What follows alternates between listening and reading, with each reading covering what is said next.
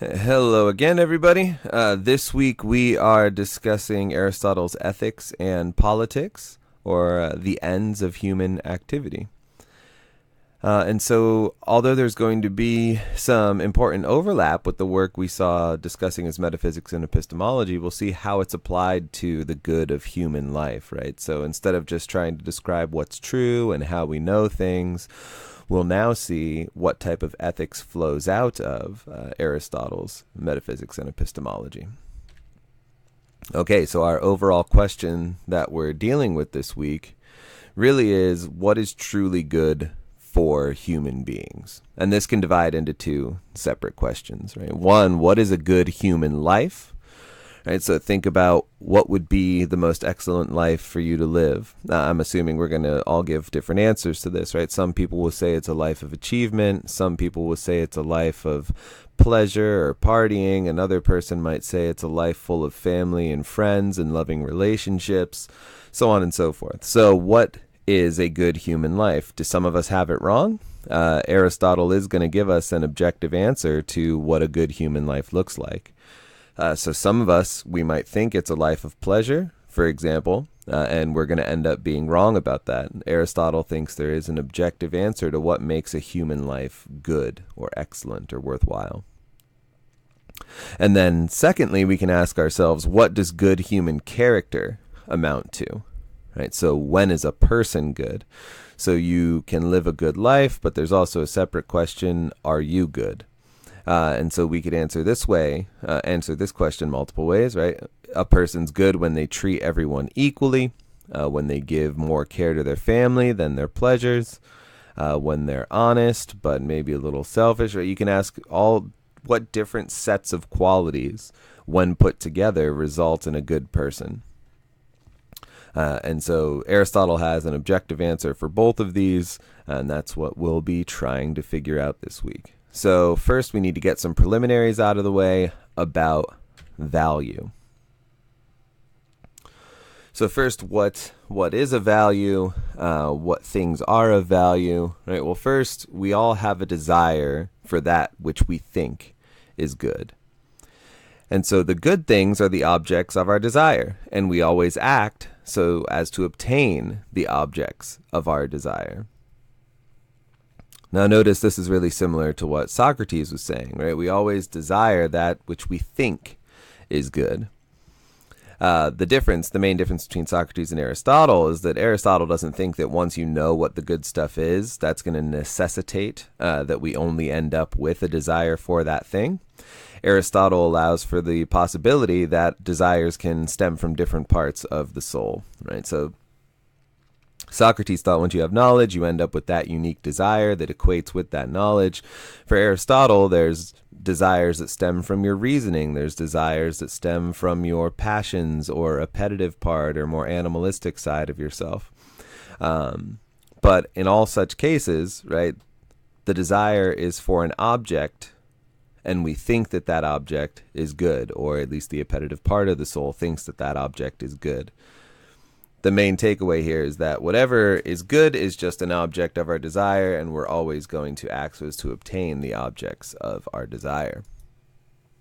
Okay, an important distinction when we're talking about value is the inherent versus instrumental value distinction. Another word for inherent is also intrinsic, so you might have heard it phrased that way before, intrinsic versus instrumental value. Instrumental value, if something is of instrumental value, then it is valuable only as a means to something else. So the best examples of this are money and medicine. Right, so money is not valuable in and of itself. Right, you don't just hoard money in your room and never spend it. Right, money is valuable because it leads to other things that make you happy, or it leads to other things that you find valuable. So you need money to help take care of the family you love. You need money to buy the beer you want to drink on the weekend, right? And attain pleasure that way. So money is valuable because it brings you, or it secures your familial relationships. Or money is important because it brings you pleasure. But you never just say money is important in and of itself. It's only important for the things you can spend it on. Right? Another way of thinking about this is if you could hoard a bunch of money in a room but never spend it, would you still find that money valuable? No, right? It's only when you can spend it and buy other things with it. The same can be said of medicine. So medicine doesn't have some type of inherent value, right? It's only valuable because of its effects on our health. So that's what we mean when we say something is instrumentally valuable. Those are at least two clear examples. Now, there are other examples, but they get a little bit more hairy, right? So, for example, take a classic utilitarian who thinks that pleasure is something of the ultimate value. Well, then you could say everything else is of instrumental value. So here's our possible example, right? So achievement then. You might say achievement isn't valuable in and of itself. Achievement is only valuable because you're happy when you achieve things, right? So achievement is a means to getting pleasure or happiness. And so then achievement is only of instrumental value. But people disagree about whether achievement goes in the first or second category here. At least money and medicine are clear examples of instrumental values. Inherent value means that something is valuable as an end in itself. In other words, it's something you want simply for its own sake.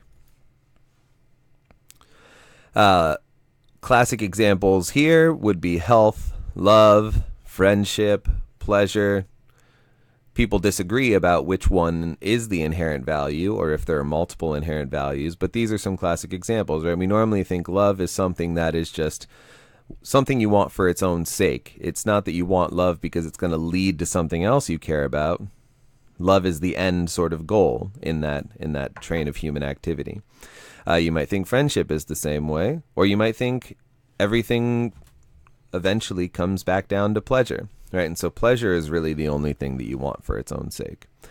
Okay, good. So these are at least classic examples of things that people want as an end, right? They come to the end of the chain there. They say, I've achieved health. They don't want health to get something else. They just wanted to be healthy. There's something inherently valuable about that. Like I said, we can all disagree about what goes here until we get some objective argumentation, and Aristotle's going to give us that because he thinks there's one thing of inherent value, and it's none of the things I have listed here, right? So he's going to say all four of these things are actually instrumental because they lead to the one thing that is actually of inherent value.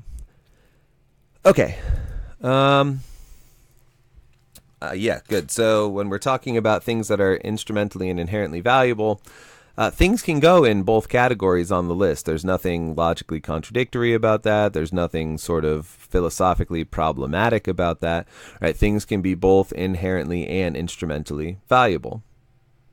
Health is a great example of this, right? So you might value health just as an end. You might value health intrinsically or inherently.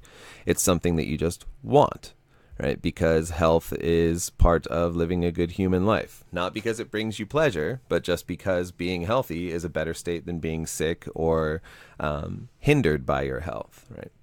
But you also might think that health is instrumentally valuable because it allows you to do a bunch of stuff that brings you pleasure.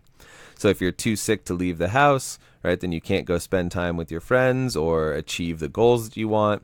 So being healthy allows you to do the activities that will bring you achievement or friendship or pleasure. And so health is also instrumentally valuable. So things can go in both sections of the list. Now, why is this so important? Well, because Aristotle is going to claim, sure, there's a bunch of stuff that can be both, right? There's a bunch of stuff that can be instrumentally and inherently valuable.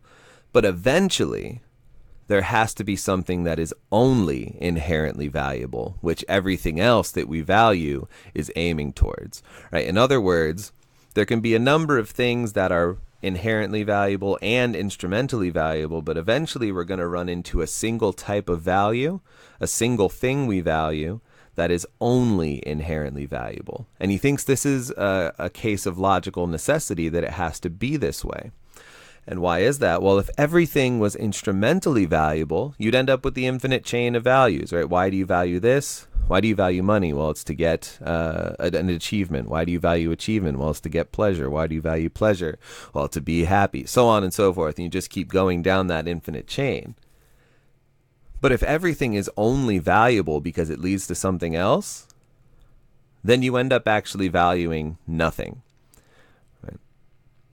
Another way of understanding this is saying, okay, well, what's the object of your desire, right? What is the thing that you desire?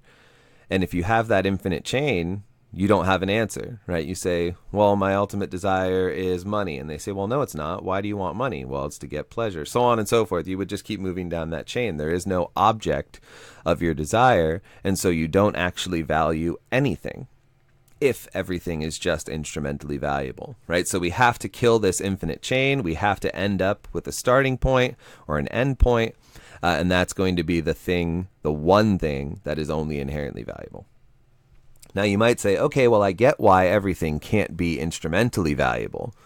I understand that part of Aristotle's argument, but why can't there be multiple inherently valuable things? Right? So it could be that the infinite chain, we end it, but it ends in 3 or 4 different inherently valuable things. Right? There are 3 or 4 endpoints instead of the one, as Aristotle is claiming. Well, Aristotle also thinks that there can't be multiple endpoints, and this is more of a psychological than a philosophical claim. Right? He says this just doesn't fit with human psychology. He says ultimately, if you're pushed, right, the 4 things that you think are inherently valuable, you'll ultimately end up saying one of them is what all 3 of the others are for. Right? So let's go back to the classic utilitarian, because I think they make the best example of this type of thinking. Right? They say the thing of inherent value is pleasure. And then somebody else pushes back. They say, no, there's multiple inherently valuable things, right? There's love, honor, achievement, and pleasure. All of these things are inherently valuable. And the utilitarian says, well, no, why do you care about being loved? Well, because it makes me feel happy. Okay, and what does that happiness give you? Pleasure. Why do you care about honor and achievement? Well, because I get pleasure from either being recognized for the things I do or just achieving them by myself and no one knowing it. But either way, it still brings me pleasure. And so the utilitarian would say, haha, right? I've won. It's not really these 4 inherently valuable things. Really, it's all about pleasure in the end. And so Aristotle thinks, although the utilitarian has picked the wrong value, right? It's not pleasure. The same type of reasoning applies. Human psychology really is so situated that all of our desires are ultimately aimed at one particular thing. And what is that? So as we said, it's not like the utilitarian. It's not pleasure. So what else might it be? Well, Aristotle's going to say pleasure does play an important role in a good human life. But ultimately, pleasure is only important because it leads to the ultimate value of a happy life or happiness. So Aristotle's going to say everything else you want in life, whether it's your family, friends, pleasure, achievement, money, so on and so forth. Everything else you value is ultimately all so that you can live a happy life. Right? Money makes it easier to buy the things that make you happy or relieves your stress by making sure you can comfortably pay your bills. Your family and friends give you loving bonds which make you happy. Your achievements and honor are really just about being in a happy life, so on and so forth. Right? Everything's about happiness. Now, one important thing to note here, which I don't have in the slide, is that for Aristotle, there is a question about interpretation here. So obviously, when we translated it from ancient Greek, there is some question about whether we should really be using the term happiness here or the term flourishing. So keep that in mind as we keep using the term happiness here, right? We don't just mean that like internal feeling, that like buzzy feeling when you're happy, right? We mean something more like a happy life is a life of flourishing. Okay.